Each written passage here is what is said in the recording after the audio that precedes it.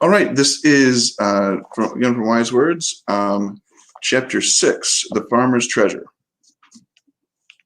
The farmer was once again plowing his field when the plow hit something buried in the earth.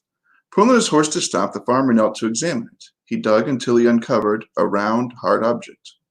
When he had pulled it from the ground, he rubbed the top with his shirt until he could see he was holding a golden globe that shone like the sun. Leaving his horse and plowing the field, the farmer rushed back to a small cottage to show his wife, who stood at the stove stirring soup. Look, look, the farmer shrieked as he crashed the door. I found it in the field! Startled by her husband's cries, his wife, dropped her spoon into the soup. Her apron caught the handle of the kettle. When she turned around, the soup spilled all over the kitchen floor. Look what you made me do, she said angrily. Why did you come in here screaming like a madman? Too excited to speak, the farmer held up the globe. Even in the dim light of the kitchen, it seemed to glow. The farmer's wife stopped in the middle of a sentence and stared in wonder. Holding it gently as a wonderful bird, the farmer set the globe on the kitchen table, while his wife found a rag to clean it. After a few moments of scrubbing, she stepped back. Neither had seen anything like it before. They thought it must be something from a king's palace, though they had never been close to a king's palace. The globe sat on a small platform.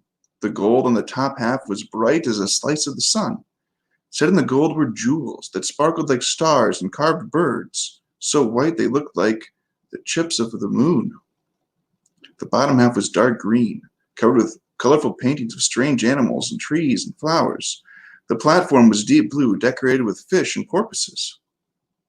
It's a world, the farmer gasped. Yes, and it's ours, his wife answered. For hours they sat examining every detail of the globe. When it was almost midnight, they agreed they would sell it to the jeweler.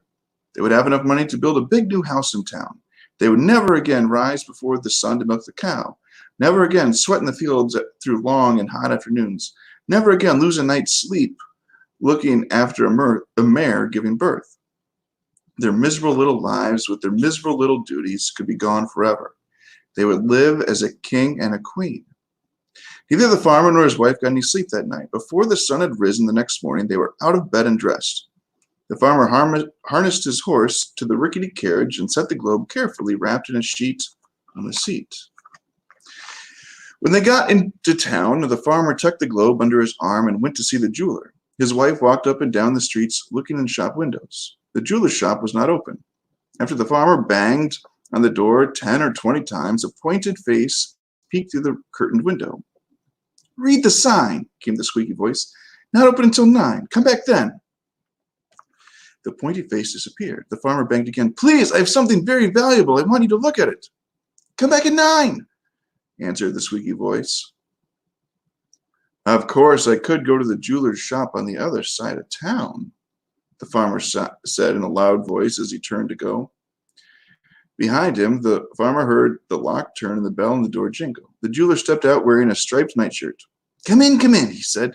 Won't hurt to get an early start today. Inside the shop, the farmer put the globe on the table and slowly unwrapped it. The jeweler picked it up carefully. He pinched a pair of glasses on his thin nose and looked closely. When the jeweler said, it sounded like a mouse snoring. I'm very heavy. I can see why you were in such a hurry to see me. He held his ear close to the globe and shook it. Well, the farmer was impatient. Is it gold? Is it worth something? How much will you pay for it? I have to look at it very carefully. Don't want to give you the wrong answer. The jeweler smiled a sour-looking smile. Come back next month. We'll tell you what I think. The farmer's heart sank. Next month? Can't you tell me sooner? The jeweler shook his head, still smiling his sour smile. Then I will have to come back next month, the farmer said sadly. When the farmer got back to the carriage, he found his wife surrounded by packages wrapped in red, green, and yellow paper. Well, what's all this? The farmer demanded. Oh, just a few dresses, a few hats, a few new pairs of shoes, a few new pairs of shoes, the farmer exclaimed. You have never had more than 1 pair of shoes before. That is true, husband. But now we are going to be rich. Remember, the world is ours. She giggled like a child. I told the merchants we'd be able to pay them soon, very soon. She giggled again. Well, perhaps you're right, the farmer sighed, but no more shopping, at least for a month. The farmer told his wife what the jeweler had said. Oh, you silly, his wife said. That just means we have another month to wait to be rich. The month passed slowly. Neither the farmer nor his wife could think of anything but the globe of gold. The farmer spent mornings on the front porch of the cottage, dreaming about how everyone would watch in envy as he strutted through town in a fine suit on his way to lunch with the mayor. In the afternoon, he sat at a table drawing pictures of his new house, being careful to include the servants' quarters and rose gardens. He sketched a picture of his new carriage with its leather seats. With a thick pencil, he sketched numbers on every corner of his paper, figuring how much he could afford to spend on the best food, drink, and everything once he was rich. His wife dreamed of watching a maidservant at the table with silver spoons and real china dishes. She'd never seen real china, at least not up close, so she had to imagine what it would look like. She thought of gossiping with the other elegant ladies of the town, and she saw herself telling witty jokes that made the other ladies twitter in their teacups. Meanwhile, the animals in the barn were left unfed. The plow was still sitting in the field where the farmer had left it on the day he found his treasure. The vegetable garden was overgrown with weeds, and it was not that the farmer did not notice, it just did not matter any longer, now that he was going to be rich. When the month was over, the farmer and his wife went back into town. The jeweler was sitting behind his counter when they came to the shop. Ah, you're back, said the jeweler in a voice filled with what sounded like pity. Well, what have you found out? The farmer asked. Some bad news, some good news. The globe is not made of gold, made of lead. The gold, only the cheapest paint. The jewels, bits of colored glass. The white birds carved from the most common stone. The globe is worth almost nothing. The farmer staggered as if he'd been hit in the head with a shovel. He did not imagine what this was like, since it had happened to him more than once. You said there was good news? His voice sounded strange in his own ears. Yes, good news. The jeweler stopped for a moment so that his next words would sound very important. It takes great effort, to sound important when your voice squeaks like a mouse. I've seen globes like this before, very clever, outside worth little, but hollow inside, maybe something valuable inside. Then open it, the farmer shouted. Easier said than done, no keyhole. Secret opening. Cannot help you. Take it to the locksmith. Without even a thank you to the jeweler, the farmer grabbed the globe and dashed out the door, leaving his wife standing open-mouthed at the jeweler's counter. He raced across the street and was inside the locksmith's shop before the bell of the jeweler's door stopped jingling. Can you open this? He asked breathlessly. The locksmith wiped his broad face with a fat hand.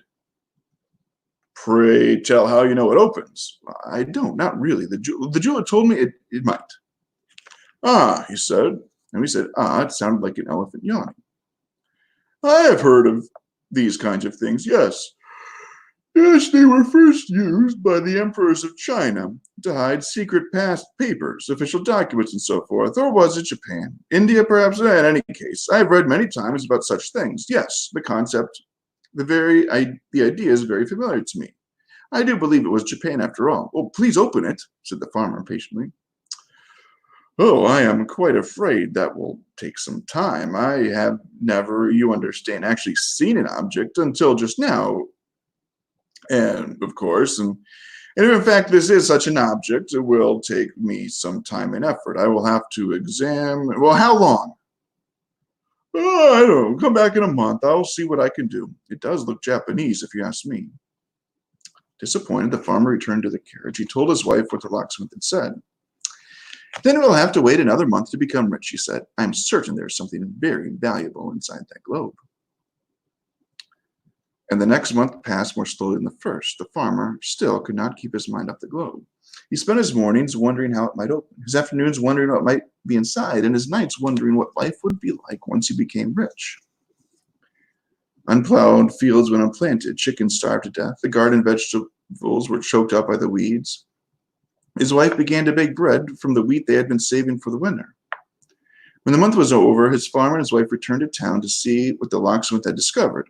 A bright smile crossed his face as they entered the shop. Wonderful news, he said in a booming voice. I consulted my books and found many examples of this kind of treasure box. As it turns out, they were used in China, Japan, and India. All three. though they seem to have first been used in the... Well, what's the wonderful news? Why, I have opened the globe. The locksmith's face gleamed with a proud smile. And? The farmer and his wife said together. And? Oh, yes, and this was inside, and with a flourish, the locksmith held up 2 shiny red apples. They looked fresh and inviting, as if they had just been picked from a tree. Is that all? The farmer's wife asked. Are they made of gold? The locksmith laughed loudly. No, ma'am, they are made of apple. The farmer and his wife sadly turned to go. By the way, don't eat those 2 apples, they heard the locksmith say as the door closed behind them. They look fine, but they may be poisonous. In Japan, the objects inside these treasure boxes were sometimes deadly. This is what the latest research shows. As the farmer rattled over the road back to the cottage, the farmer's wife began to laugh. What are you laughing about? The farmer asked angrily. I know I'm a fool, but please don't laugh at me. Oh, my dearest husband, his wife answered, hardly able to control herself. I'm not laughing at you. I'm laughing because I know why those apples were in the globe. Oh, and why is that? The farmer asked. Why, they must be magic apples, his wife answered. Don't give me that look. Do you really believe that locksmith? You don't really believe that locksmith, did you? What does he know about apples or treasure boxes or anything? Why else would anyone put apples into that globe unless they're magic? And how could apples stay so fresh in that thing so long? Maybe they'll make us live forever. Or maybe they'll make us rich. Or maybe they'll grant us 3 wishes. Or maybe when we eat them, everything we touch will turn to gold, like old King What's-His-Name. Who knows? Maybe we can still have the world after all. The farmer did not believe it at first. But the more he listened, the more sense she made. She had finally convinced him, and when they got home, they sat down at the kitchen table with apples between them. The farmer's wife took the largest apple, cut off a slice with a knife, and ate it. It's delicious, she said. Try some. Then she gave some of the fruit also to her husband with her, and he did eat. 3 days later, 4 men came to the door of the farmer's cottage. The tailor, the cobbler, and the hat maker were coming to collect money for the dresses, shoes, and hats the farmer's wife had bought.